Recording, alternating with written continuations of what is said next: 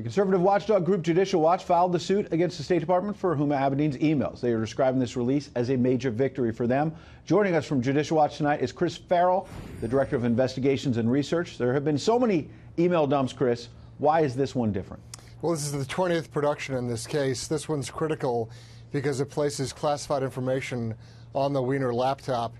It beyond any doubt, according to the State Department themselves, proves that classified information was forwarded in an unlawful way.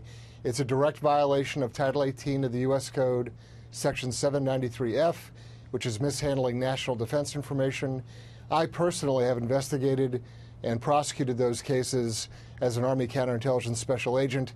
I know that people have been jailed for a fraction, a tiny fraction, of what has now been made public and documented through Judicial Watch's litigation. And so this really cries out for a legitimate investigation being done. Your earlier clip with Mr. Comey talking about intent is a fraud. There's no requirement for improving intent under that particular citation I gave you a moment ago. Intent is irrelevant. The fact that the loss or the mishandling of the national defense information occurred, that's the crime. Chris, I want to follow up on that. I'm sorry to interrupt, but another Comey clip there where he said in testimony on the Hill, Abedin didn't have a sense she was violating the law. It's I've irrelevant. never heard of such a thing. It's irrelevant, and no one, let me tell you, no one in the armed forces, the intelligence community, or law enforcement, no one listening to this program tonight who has ever had a security clearance would ever buy that kind of phony excuse. Comey already manufactured his get-out-of-jail-free card for Hillary Clinton, months before she was even subject interviewed in July.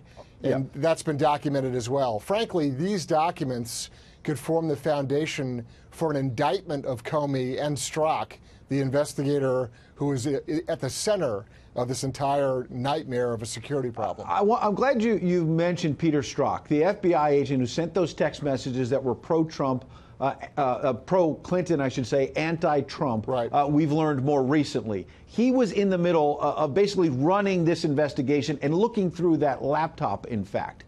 The fact that we didn't know that then, right before the election, is that grounds now for the Justice Department to say, we need to reopen this, there needs to be a criminal investigation? Absolutely, because on the 2nd of July, when Mrs. Clinton was interviewed, she wasn't even Mirandized. You had federal agents who had reason to believe the person sitting in front of them had committed a crime. And through the lawyering of David Kendall, what should have been a subject interview under oath of Mrs. Clinton turned into a coffee and donut session.